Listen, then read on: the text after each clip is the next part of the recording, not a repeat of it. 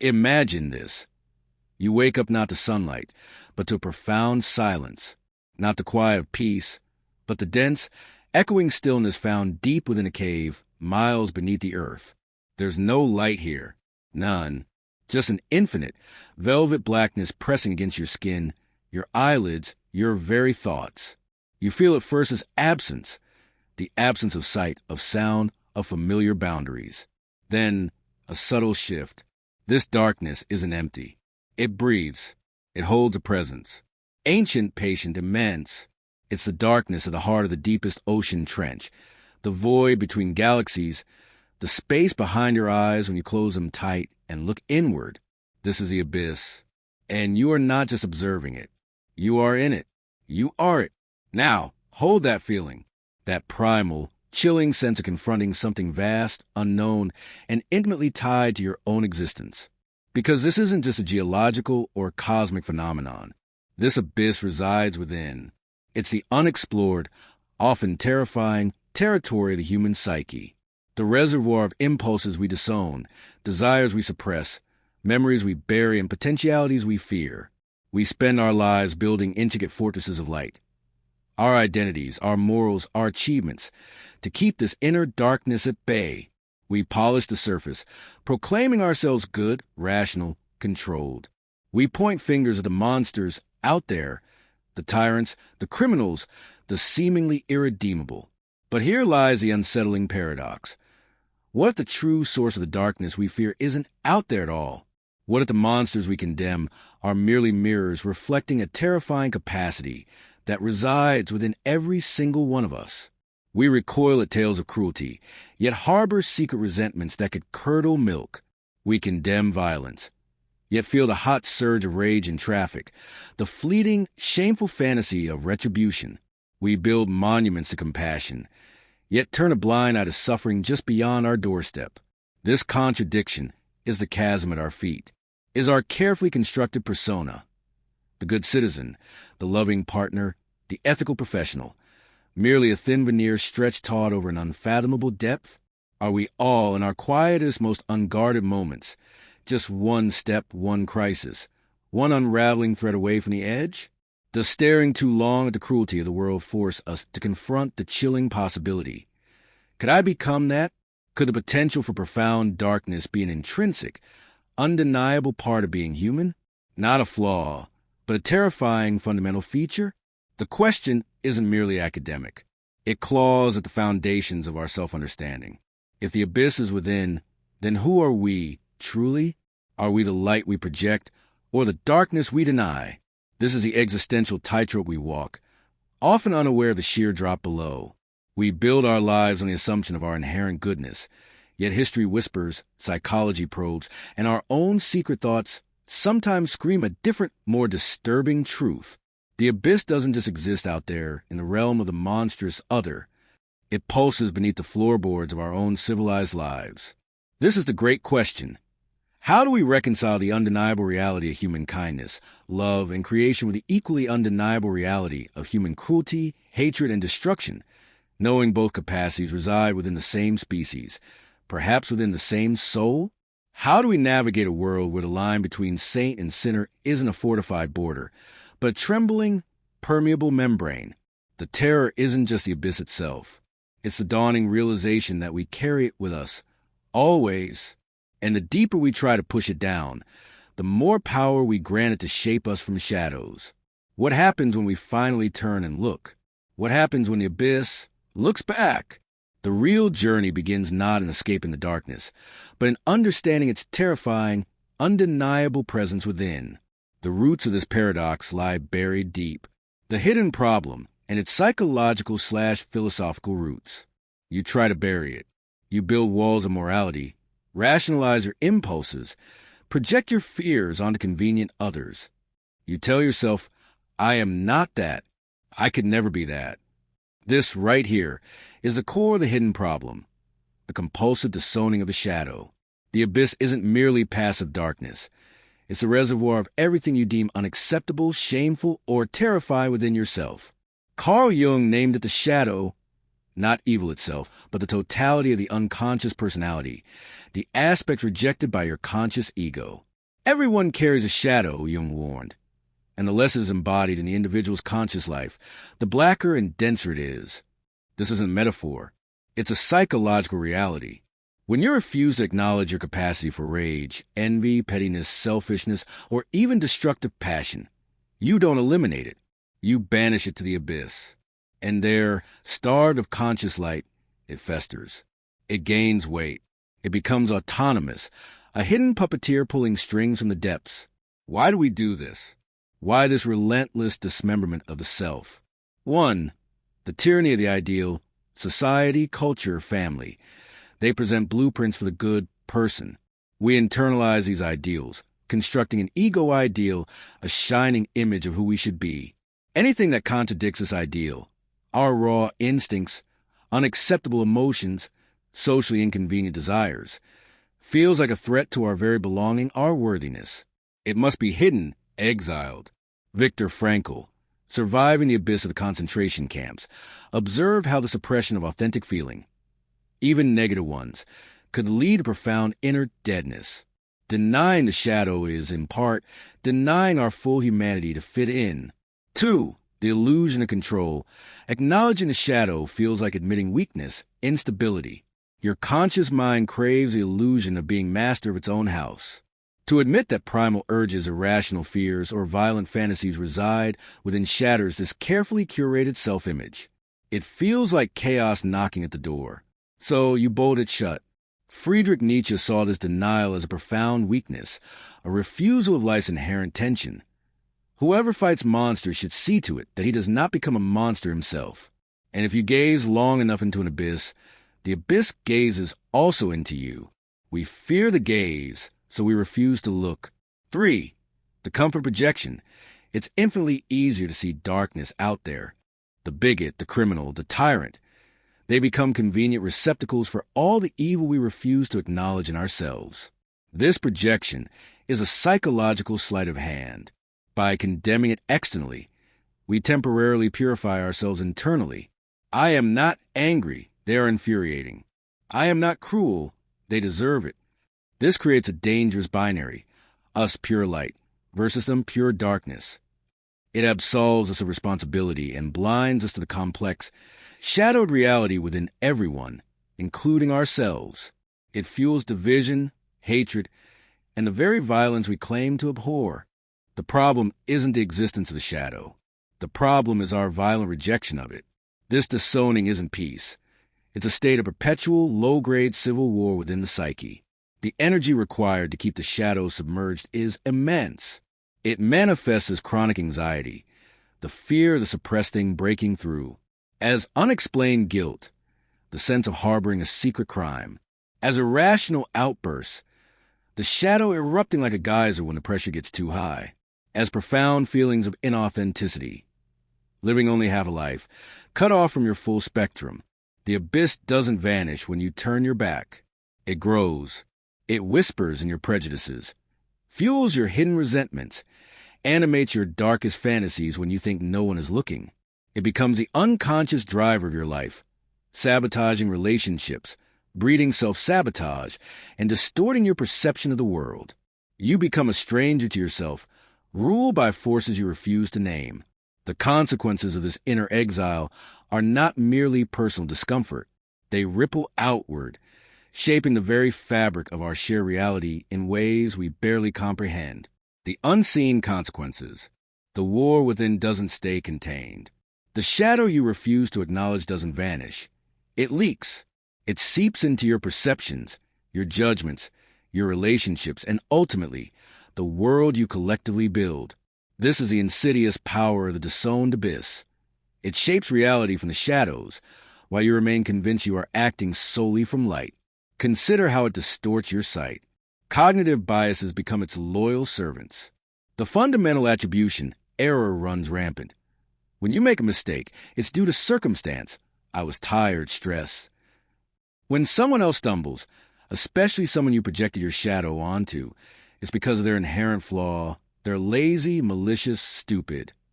Your unexamined darkness paints the world in stark, unforgiving contrasts. Confirmation bias then tightens a noose. You seek evidence confirming your projected narrative, ignoring anything that humanizes the other. The complex, shadowed human being before you vanishes, replaced by a caricature reflecting your own buried fears and flaws. The monster you see is, tragically, often a fragment of your own reflection. Neurologically, this exile creates dangerous feedback loops. The amygdala, your brain's alarm system, fires constantly at perceived threats, often amplified by the projected shadow. The prefrontal cortex, responsible for reason and empathy, struggles to override this primal signal when the threat feels like an eruption of your own suppressed chaos. You react, you condemn, you attack, believing you defend the light, unaware you are acting out the very darkness you fear. This is how righteous indignation curdles into cruelty, how the fight against perceived evil births new forms of it. Now, amplify this individual distortion across millions. Cultural conditioning becomes a megaphone for the disowned shadow. Societal structures often implicitly encourage the splitting of light and dark. Political ideologies demand absolute allegiance, demonizing opponents not as fellow citizens with different views, but as embodiment of existential evil. Media narratives thrive on simplified villains and spotless heroes. Feeding our hunger project complexity away. Religious dogma can fracture the world into the saved and the damned. The collective shadow, the disowned aggression, greed, fear, and intolerance of group, finds convenient scapegoats. Immigrants, rival nations, dissenters, the elite, the mob. Hatred becomes a unifying force, a perverse bonding over shared projections. The energy that could have been used for inner integration is weaponized outward, fueling cycles of conflict and injustice. The consequences manifest everywhere, yet remain unseen for what they are. The burnout epidemic. The constant energy drain of suppressing the shadow manifests as chronic stress, anxiety, and exhaustion. You're fighting an invisible enemy within 24/7. The crisis of meaning. Cutting off the shadow means cutting off vital parts of your authentic self, leading to a hollow sense of existence. Frankl's existential vacuum, the feeling that life lacks purpose, often stems from his profound self-alienation. Toxic relationships. Unconsciously projecting your shadow, your anger, neediness, insecurity, onto your partner, or attracting partners who carry those traits for you, creates destructive dynamics. You battle your own ghosts in another person. The perpetual outrage machine. Social media becomes a global stage for shadow projection. The rush of condemning the monster of the day provides a temporary, addictive release from confronting the darkness within ourselves. Systemic injustice. Societies built on the denial of collective shadow inevitably create marginalized groups who carry that projected darkness, bearing the blame, the suspicion, the violence or qualities the dominant group refuses to acknowledge in itself. The banality of complicity. History's greatest atrocities weren't committed solely by raving monsters, but often by ordinary people who disown their capacity for evil, believing themselves merely following orders or doing their job. The unintegrated shadow makes complicity feel like normalcy. The most terrifying consequence? You become complicit in creating the very darkness you fear. Your disowned rage fuels the aggression you condemn in others. Your unacknowledged greed feeds the systems you protest. Your projected fear justifies the walls you build, breeding the isolation and resentment that birthed the fear in the first place. The abyss, exiled but never conquered, becomes the architect of a world reflecting its fragmented, conflicted nature. You walk through a collective nightmare, mistaking your own shadow on the wall for a monster chasing you. This is the trap, believing the battle is only out there. The true prison is internal. But what if the key to dismantling the outer chaos lies not in fighting shadows on the wall, but in turning toward the source of the light and the darkness within? The rebellion begins with a single, terrifying act of recognition: how to break free. The escape from the abyss isn't found by building higher walls or shining brighter spotlights outward. It demands a radical, terrifying, and ultimately liberating act. Turn around. Face the darkness within. This is a rebellion, not against society, but against the lifelong tyranny of your own denial. It's the conscious descent into the cellar of your psyche, lantern in hand, to meet the disowned parts of yourself. Jung called it shadow integration, not becoming the monster, but acknowledging it lives in the same house. Nietzsche urged us to become what you are. The totality, not just the acceptable fragments. This is a counterintuitive core. The path to true light passes directly through the acknowledged darkness. Denial gives the shadow power. Conscious recognition begins to dissolve its autonomy.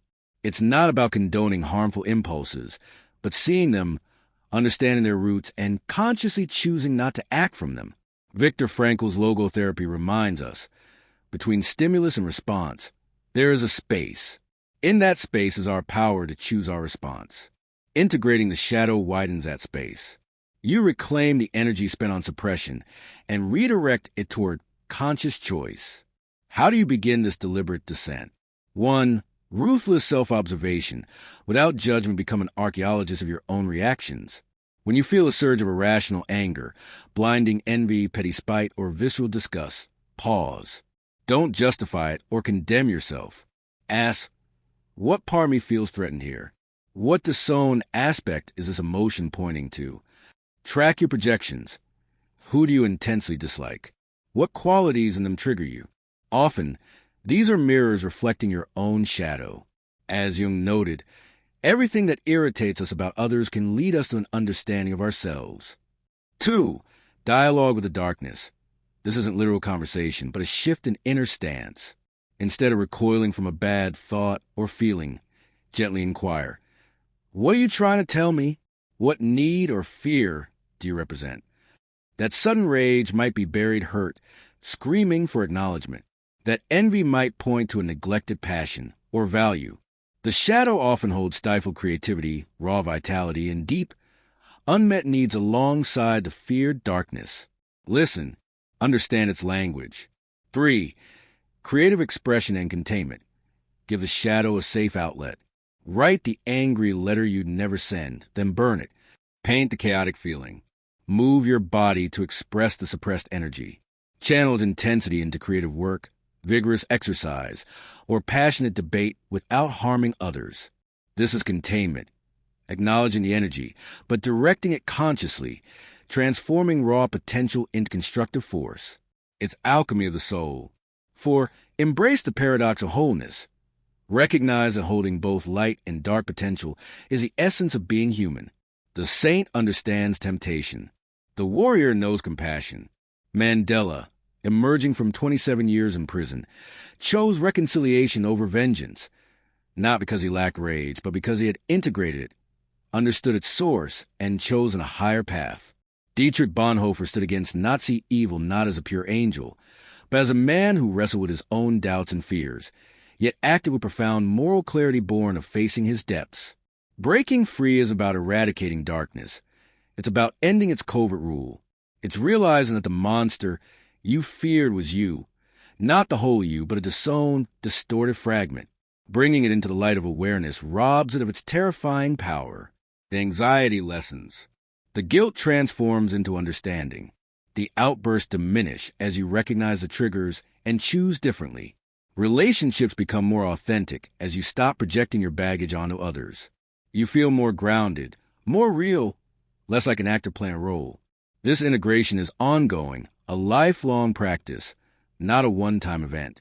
New layers of the shadow emerge as you grow. But each act of conscious recognition is a victory. You stop being a passive victim of your unconscious and become an active participant in shaping your being. You reclaim the power you ceded to the abyss. This arduous inner work leads to the most profound realization of all. The abyss you feared isn't merely a pit of destruction.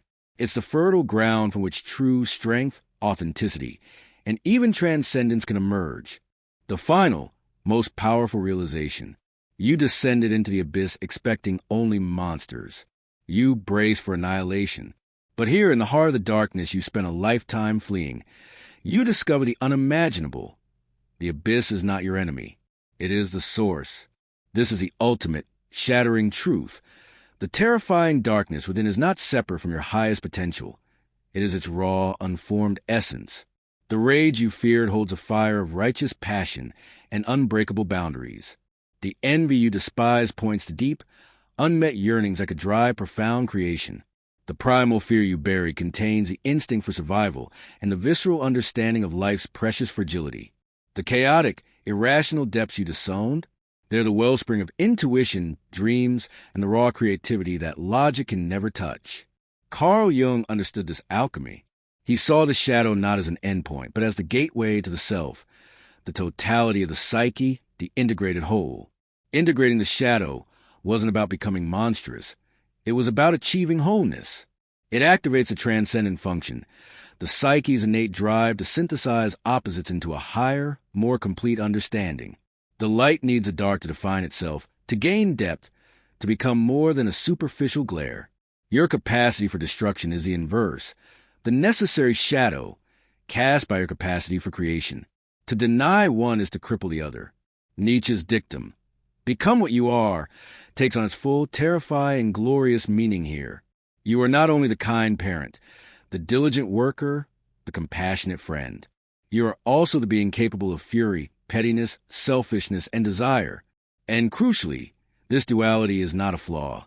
It is a fundamental condition of being human. The saint is not devoid of temptation. They have faced its depths and chosen otherwise. The hero is not fearless. They have integrated their terror and acted despite it. Nelson Mandela didn't emerge from his personal abyss. 27 years of imprisonment, devoid of rage. He emerged having integrated it, transforming its fire into a forge of reconciliation, his immense strength born from acknowledging the darkness within and consciously choosing the light. Viktor Frankl, staring into the ultimate abyss of the Holocaust, found meaning not by denying the horror, but by confronting it with the irreducible power of the human spirit to choose its attitude. His logotherapy revealed a profound truth. Our deepest freedom lies not in circumstance, but in our response to it, a response forged in the crucible of self-knowledge that includes a shadow. Here is a paradigm shift that redefines everything. The abyss is not the antithesis of your being. It is its foundation. It is the fertile void, the prima materia of your soul, the energy you spent warring against it. The life force drained in suppression is the very energy that could fuel your greatest authenticity, creativity, and resilience. By facing it, by integrating its raw power, you don't become less human. You become more fully human. You reclaim your birthright. Wholeness.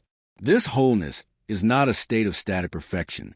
It is a dynamic tension, a constant dance between light and dark, order and chaos, known and unknown. It is the courage to hold the paradox. You contain the potential for immense kindness and cruelty, profound love and devastating indifference. Embracing this doesn't make you dangerous. It makes you real. It grants you profound empathy, for you recognize the same struggling totality in others. It dissolves the brittle divisions of us versus them, revealing the shared human condition beneath the projections. The true terror wasn't the abyss itself. It was the illusion that you could escape it. The true liberation is realizing you were never meant to. The darkness is not a pit to climb out of, but the ground you stand upon. The light you seek was never born from avoiding the dark, but from the courage to walk through it with open eyes. It is from this integration, this acceptance of the terrifying, beautiful whole, that genuine compassion, authentic strength, and truly conscious action arise.